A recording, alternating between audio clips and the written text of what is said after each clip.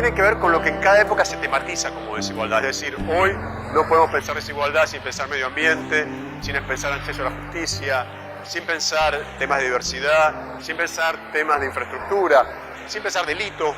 Entonces, cada época también va declinando de acuerdo a sus preocupaciones, a lo que se tematiza, qué es lo que entra dentro de una agenda legítima de desigualdad.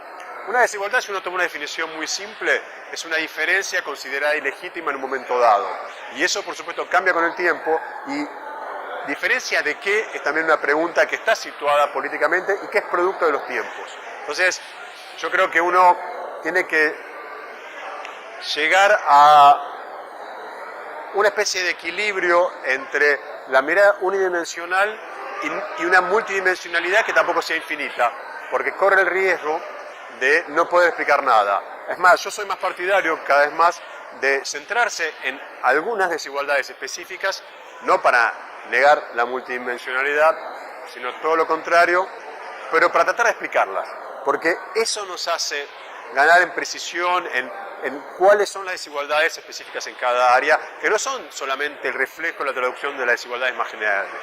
Por supuesto que hay un aire de familia entre las desigualdades, entre los más desiguales en cada área, pero hay mecanismos, hay situaciones que son propias de cada una de las esferas. Cuando veo los trabajos, vos ves que hubo una mejora de la situación de pobreza innegable en toda América Latina.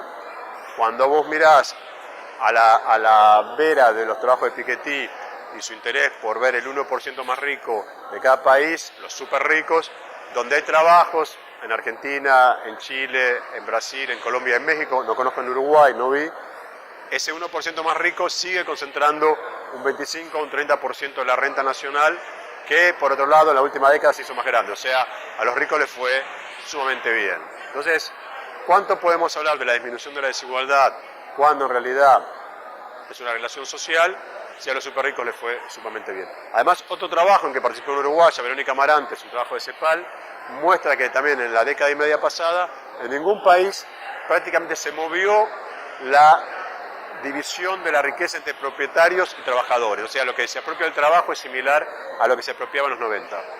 Pero, para ser también exactos, ese porcentaje en términos absolutos es mucho mayor de lo que era antes, porque la torta creció, porque creció el PIB per cápita. Entonces, lo que decía un poco antes, es una situación compleja y parte de nuestra tarea es tratar de restituir esa complejidad, aunque a veces moleste que se nos pida definiciones tajantes, pero nosotros tenemos que insistir con la complejidad para ayudar justamente a pensar los matices de una época. Y al mismo tiempo, lo que muestra también, digamos, los distintos trabajos con las clases medias, es que hay un debate interesante, yo diría, entre economía y sociología. En muchos países, sobre todo Brasil fue el embanderado, pero también lo ves en Perú bastante fuerte, en Ecuador, en Bolivia, se habló de una nueva clase media. Brasil estuvo en los mejores años de Lula y un poco como muy orgullosa de sí misma de ser finalmente un país de clase media, y se hablaba de millones y millones de personas que habían emergido de la riqueza de la pobreza de la clase media.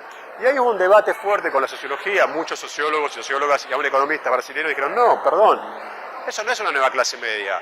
Lo que pasó fue un mejoramiento del ingreso de los sectores populares. Entonces, sin cambio de condición laboral, sin cambio de condición ocupacional, no hay una base sustentable para la clase media.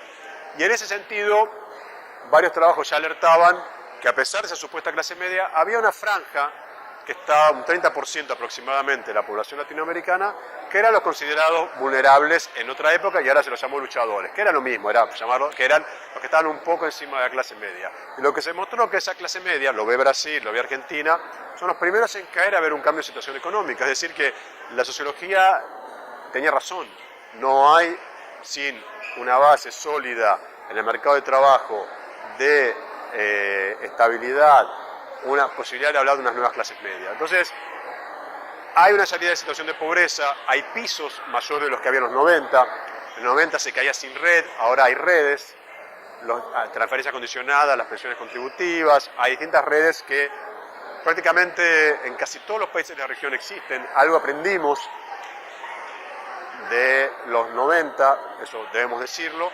Entonces hay una situación que es diferente a hace 5 años atrás, pero también es diferente a los 90. En América Latina se habla siempre de ciclos políticos homogéneos, la década perdida en los 80, las dictaduras previamente, en la década neoliberal y el boom de las commodities o el post-neoliberalismo en los años siguientes. Ahora, en realidad lo que vos estás viendo es que terminó lo que los americanos llaman el pink tide, la ola rosa, pero no hay una única dinámica regional. Tenés distintas dinámicas entre países donde sigue gobernando la izquierda, distintas variaciones de izquierda, Uruguay, Ecuador, Bolivia, El Salvador, y tenés distintos países con distintas situaciones hacia más o menos la derecha. Tenés al mismo tiempo una situación mundial que es diferente, ya no hay un boom de las commodities, pero tampoco hay una crisis mundial, hay una situación rara, está el Brexit, está Trump, o sea, hay una vuelta a ciertos proteccionismos.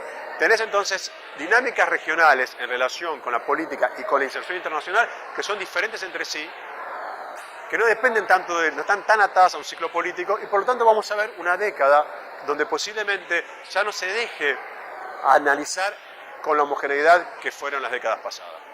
Los organismos internacionales, sobre todo el BID y el Banco Mundial, trataron de reposicionarse después de haber perdido mucha legitimidad por su apoyo a las políticas neoliberales, y hubo una celebración conjunta por la disminución de la desigualdad entre el Banco Mundial, entre el BID y muchos de nuestros gobiernos de izquierda o centroizquierda, y también los de derecha. Entonces, hubo como una especie de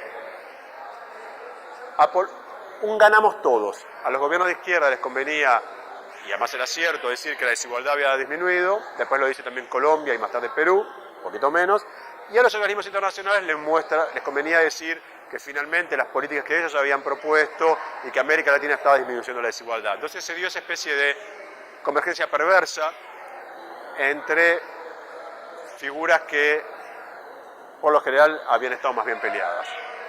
Pero si yo tuviera que hacer un balance, así como no nos gustan los sociólogos, todo o nada, diría que fue más bien una década que se ganó, que fue una década donde, si yo miro las tendencias generales, hubo más ganancias que pérdidas. Y si comparo los 90, claramente fue una década que ganamos.